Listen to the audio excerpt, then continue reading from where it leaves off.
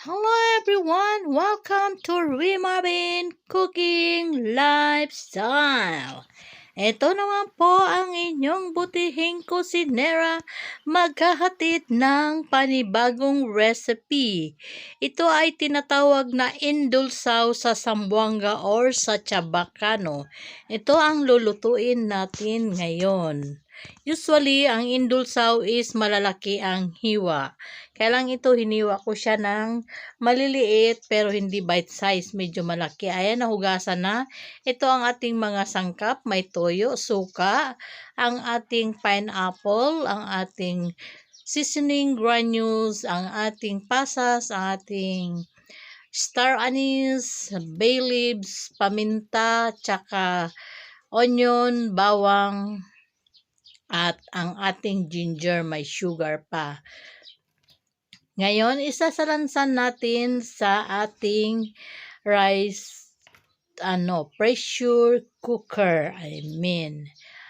Ang pagluto nito, kung talagang sa Chabacano is hindi nila pinipressure cooker. Talagang normal ang pagkaluto. Kaya lang abutin tayo ng mga 3 hours. Kaya ako, dahil may bibigyan lang tayo sa ulam na ito, ang inyong lingkod is hindi kumakain ng baboy. Kaya lang nag-request sila na lutuan ng ganitong luto. Kaya nilutuan natin sila para hindi naman magtampo sa atin. Ayan, nasalansan na natin ang ating karne. Maglalagay tayo ng pampalasa, ang ating asin, ating MSG, ating pamintang durog,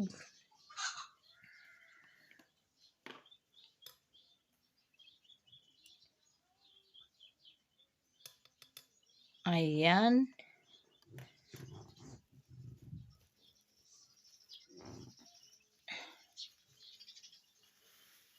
ang ating asukal. Ang asukal na ginamit ko dito is 1/2 kilo.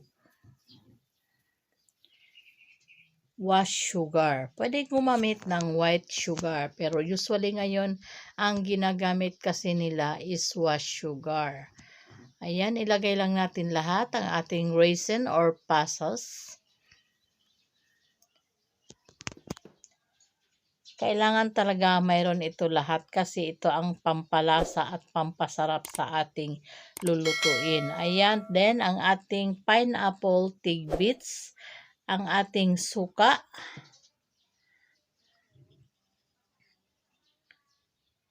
tapos naglagay tayo ng at least 1/4 cup na wine. Any wine pwedeng ilagay.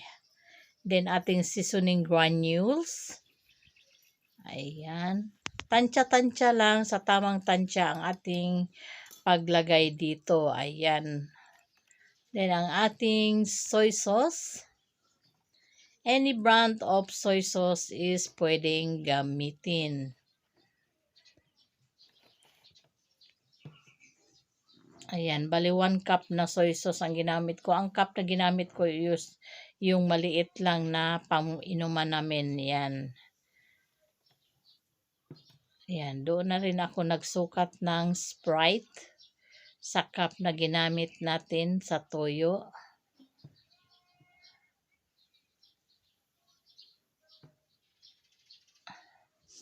Sa hindi pa nakasubscribe sa ating channel, just click the subscribe button and notification bell para ma-notify lagi sa ating mga newly uploaded recipe. Sa puntong ito, isasalang na natin dahil lalagay na natin lahat ng sangkap.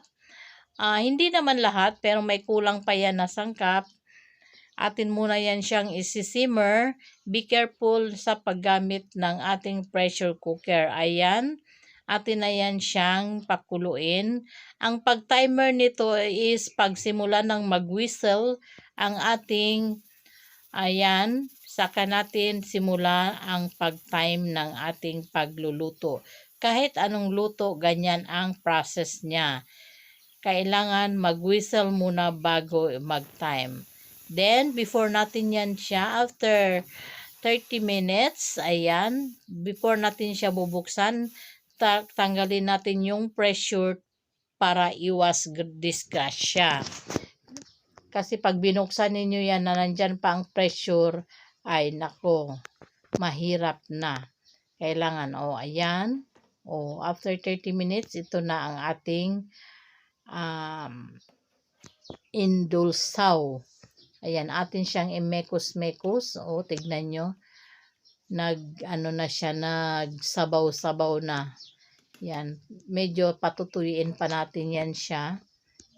Hindi pa tapos ang pagluluto. Ngayon, ilalagay na natin ang ating mga dry ingredients na pampalasa. Ang laurel, ang star anise, sibuyas, bawang, luya. Ayan.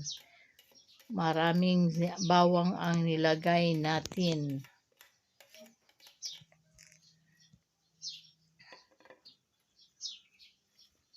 Yan, atin lang mekos-mekos pero hindi masyadong halu-haluin dahil malamog ang ating karne. Ganyan lang, medyo lang kilitiin lang natin. Then, magdagdag tayo ng ketchup.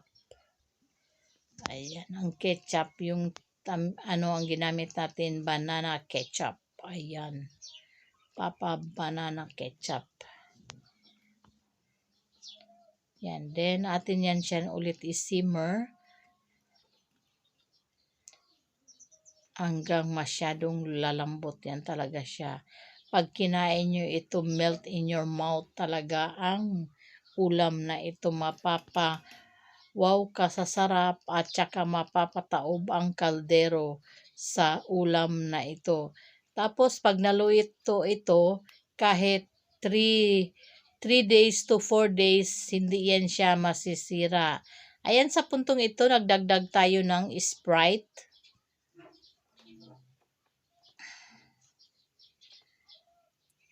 Ating toyo or soy sauce. Dahil nakulangan sa kulay, kailangan talaga kasi yan siya parang brown talaga.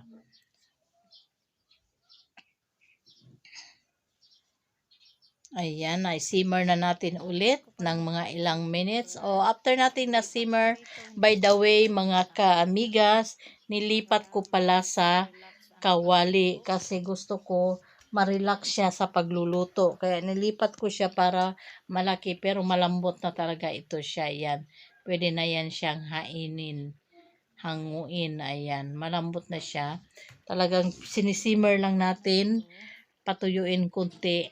Yung ibang Chabacano or sa Zamboanga talagang tuyong-tuyo ito. Yung bali yung sabaw niya is dumidikit na sa puwit ng kaldero.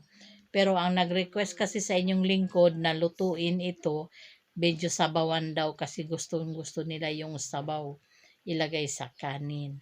Ayan, tinanggal na natin ang ibang star anise at saka ang ating laurel. Dahil luto naman ito, pinapatuyo lang natin ng konti, yung medyo mawala ng sabaw. Ayan, sa puntong ito is luto na ang ating indulsaw. Ayan, nagmamantika-mantika na ang ating niluluto. Napakasarap na ulam. Ayan, mga amigas, dientes, hanggang dito na lang. Maraming salamat sa ulitin. Thanks for watching. Bye-bye. God bless and be safe all. Bye!